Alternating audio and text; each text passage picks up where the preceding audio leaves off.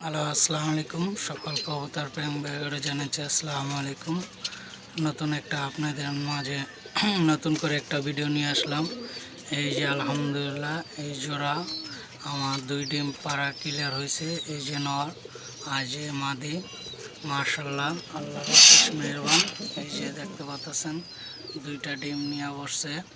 তো আমি একটা কবুতর প্রেমিক ভাইয়েরা জানাইতেছি একটা নতুন একটা খবর।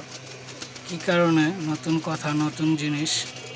কবুতর অনেকে অনেক কবুতর পালে দেখতাছি, অনেক কবুতরওয়ালা অনেক ধরনের কথা বলে, কিন্তু একটা জিনিস কি, নিজের বল বড় বল, অন্যের বল কিনু বল না। সবার কাছে হীরা থাকে না, হীরা থাকে অনেকের, সবার কাছে হীরা থাকে না, হীরা থাকে কিছু কিছু লোকের কাছে।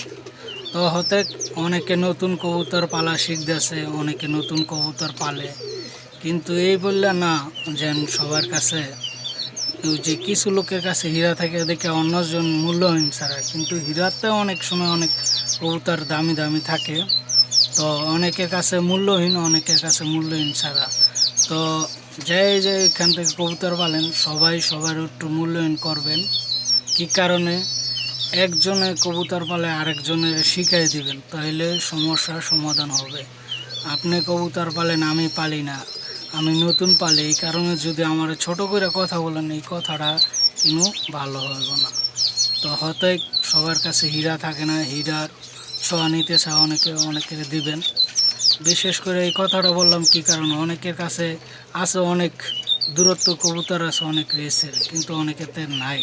এই বললা যেন ওনারে ছোটো বললা ছোটো মনের দেখবেন তা না। অনেক সময় আছে ছোটো কবুতর পালিয়ে ওরা বড় টক্কর দিয়ে লাগে। তো এই কারণে বললাম যেন আমারও কাছে কিছু কবুতর আছে, আমি বলি না যেন আমার কাছে নাই। তো আমারও কাছে এমন কবুতর আছে যেন দেখানোর মতন, কাঁপানোর মতন। তো আল্লাহ যদি বাছায় রাখে দেখাবো এক সময় রোডে নেমে। সবাই ভালো থাকবেন এই কামনা। আল্লাহ হাফেজ, আসসালামু আলাইকুম।